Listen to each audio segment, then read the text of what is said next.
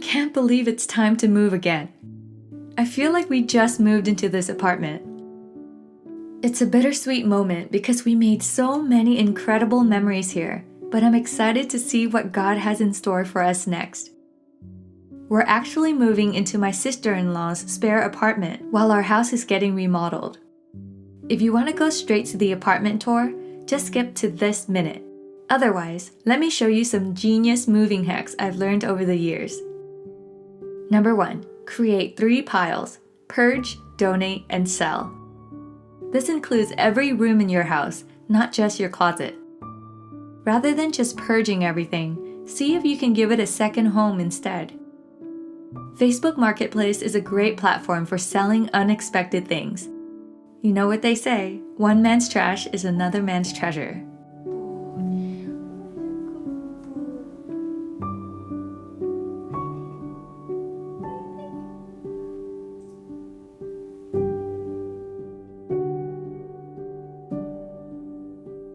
Number 2. Protect your clothes with trash bags. All you have to do is lay your trash bag flat, cut a small half circle on the closed end of the trash bag, and pull your hanger hooks through the hole that you've just cut. The rest of the bag should fall comfortably over your clothes, protecting it from dust during the move.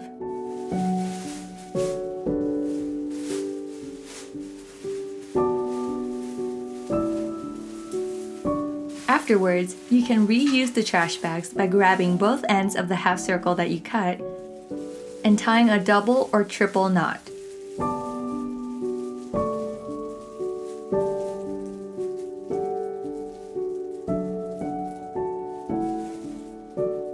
Totally reusable.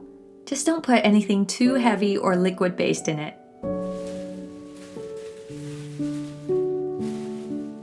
Number 3.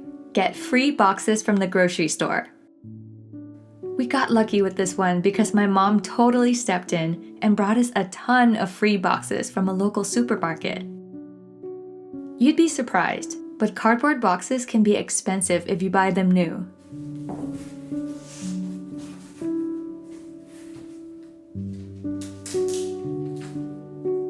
Number 4.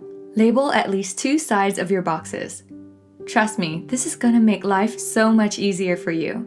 Try to be as specific as possible too, so that you won't have to dig through multiple boxes just to find one item. On that note, you should also pack an open first box. Pack as though you're going on a short trip. You could fill your luggage with these open first items as well. Ours would include the following essentials.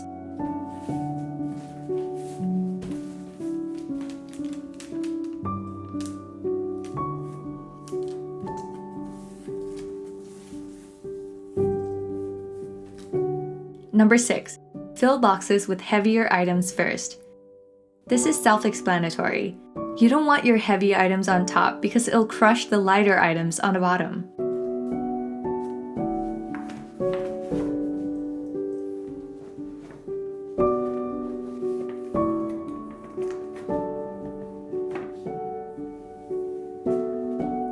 Number 7. Use towels and blankets to wrap fragile items. This simple trick has protected all of my fragile china and sentimental items since the dawn of time. This is an absolute must if you don't want anything to chip or break during your move.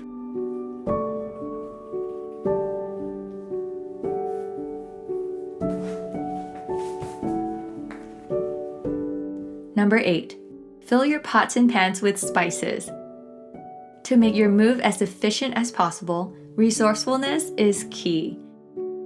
By filling pots and pans with spices, you'll save so much space and spillage during the move.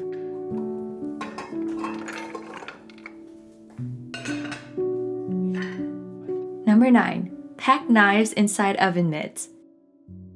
If you have knives lying around without a knife organizer, this is a safe way of packing it for your move. Just make sure you secure the ends with a rubber band.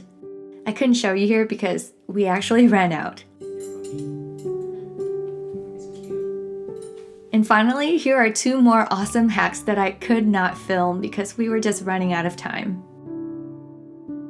Phew! Moving is exhausting. Remember that no matter how organized you try to be, it will almost always look kind of intimidating in the end. Just go easy on yourself and do your best. Alright, now that we've gotten as much packed as we could, let's head over to the apartment. It's located in the cutest tree-lined street, right next to all my favorite restaurants in town. We're so blessed to have this little cozy haven in the waiting period. My sister-in-law gave me creative freedom with this space, so you can look forward to a lot of budget-friendly makeovers in the near future. When you first walk in, you're greeted with this very cute built-in entryway shelf. I might convert it into a desk, but we'll see. Here's the other side of the entryway. I might just decorate it with an entryway shoe rack. I know I'm getting old when entryway decor gets me excited, but seriously, who doesn't love functional decor that also looks good? Moving on to the living room. This is what it looks like now. And this is how I'm planning to style it.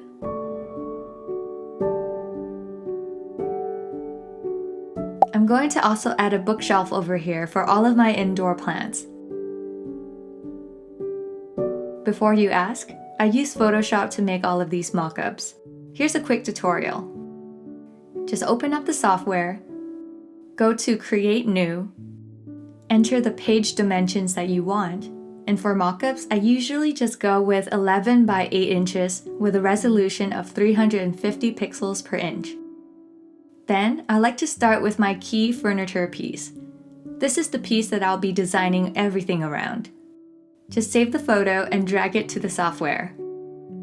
Then, click on the pen tool and use it to trace around the object.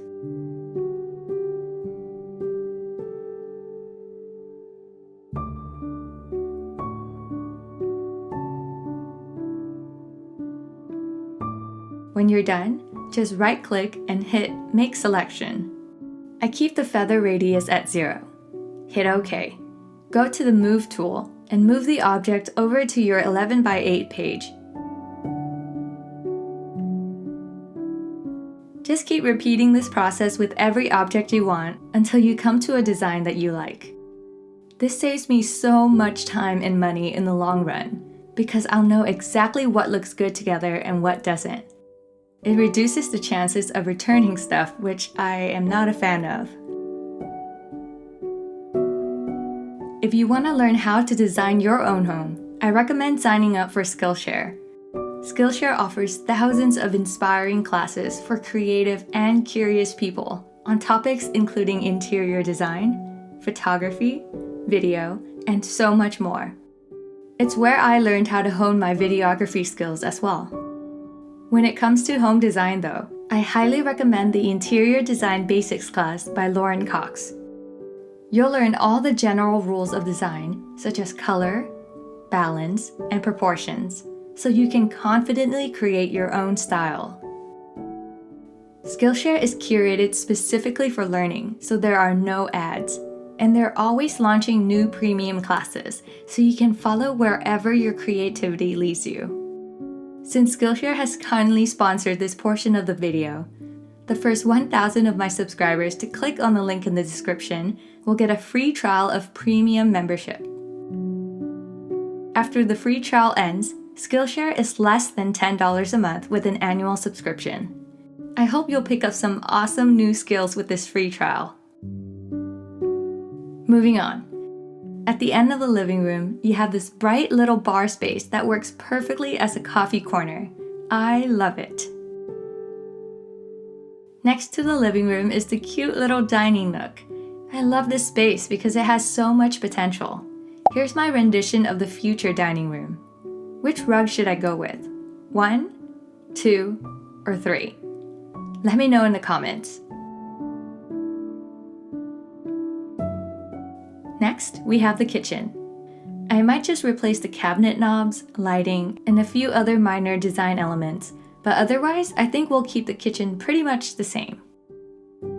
Now, let's go to the bedroom. This is a 1-bedroom apartment, so it'll have to double as a home office as well.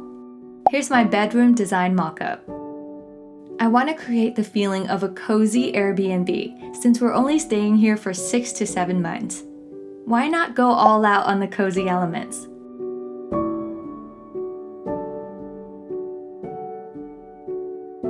Here's the office wall that I designed for John.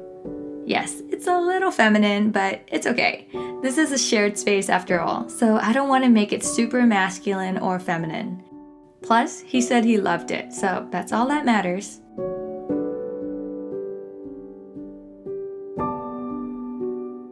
This little hallway is pretty neat. I love that it has 2 large closets, one for each of us.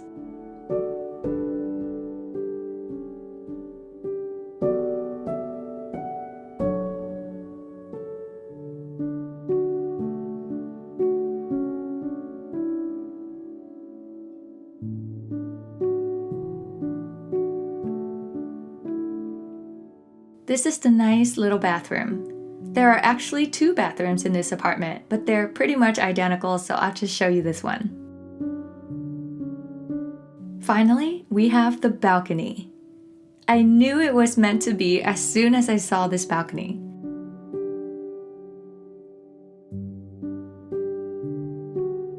Here's how I'm thinking of decorating it. This will be the perfect spot to just chill and do my devotionals. Of course, I'm gonna fill it with plants and just see what I can grow on this awesome balcony. John and I are so thankful for this cozy oasis, and we can't wait to make it feel more like home. If you enjoyed this video, please leave a like and subscribe to my channel for more. Don't forget to check out thehugashop.com for my newly launched devotional. I'll see you guys next time.